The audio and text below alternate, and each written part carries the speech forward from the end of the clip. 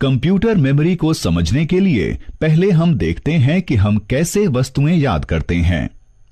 जब कोई हमें अपना नाम बताता है या बताती है तो क्या होता है? तब हम नाम याद करते हैं। तो जब हम उसी व्यक्ति से अगली बार मिलते हैं तो हम उन्हें उनके नाम से बुलाते हैं। नाम कहां पर भंडारित होते हैं? ये हमारे मस्तिष्क की स्मृति में भंडार हो जाते हैं। जब भी हमें कुछ पता चलता है तो वह हमारी स्मृति में भंडार हो जाता है। इसी प्रकार यदि आपसे एक सरल सा सवाल पूछा जाता है कि 2 जमा 2 कितने होते हैं, तो क्या आप सभी उत्तर दे सकते हैं? एकदम सही, 2 जमा 2 होते हैं 4। तो आपको कैसे पता चला? आपने अपने मस्तिष्क में गणना की, सही ना? इसी प्रकार कंप्यूटर को चीजों को याद करने की और कुछ गणना करने की और सरल प्रक्रिया करने की आवश्यकता होती है। इसे एक मेमोरी की आवश्यकता होती है। तो जहां पर कंप्यूटर आंकड़ों और प्रोग्राम को भंडारित करता है उसे कंप्यूटर की मेमोरी कहते हैं। कंप्यूटर में 2 प्रकार की मेमोरी होती है।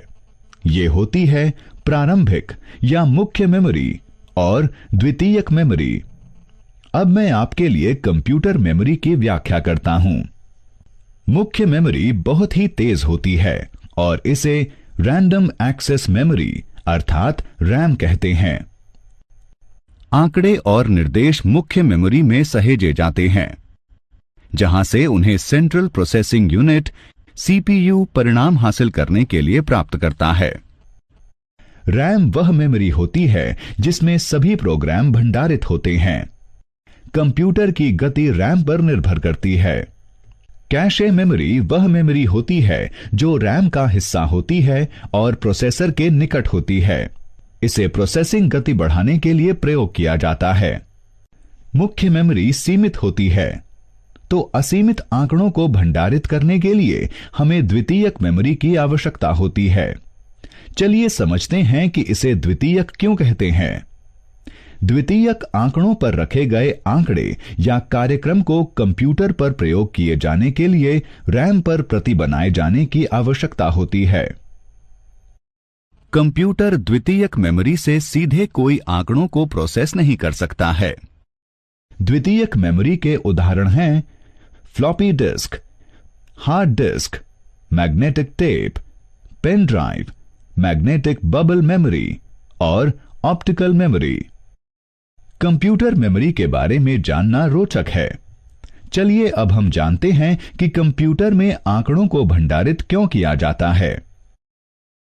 कंप्यूटर सभी जानकारियों को केवल 2 ही अंकों 0 तथा 1 में भंडारित करता है। एक एकल बाइनरी अंक जो कि 1 और 0 है को बिट कहते हैं। 8 बिट के एक समूह को बाइट कहते हैं। एक बाइट 8 बिट्स के समान होता है। 1 किलो बाइट या 1 केबी 1024 बाइट के समान होता है। 1 मेगाबाइट या 1 एमबी 1024 केबी के समान होता है। 1 गीगाबाइट या 1 जीबी 1024 एमबी के समान होता है। तो यदि आपको कोई बताता है कि आपके पास एक 2 जीबी रैम है तो आपको पता होगा कि इसका अर्थ क्या होगा।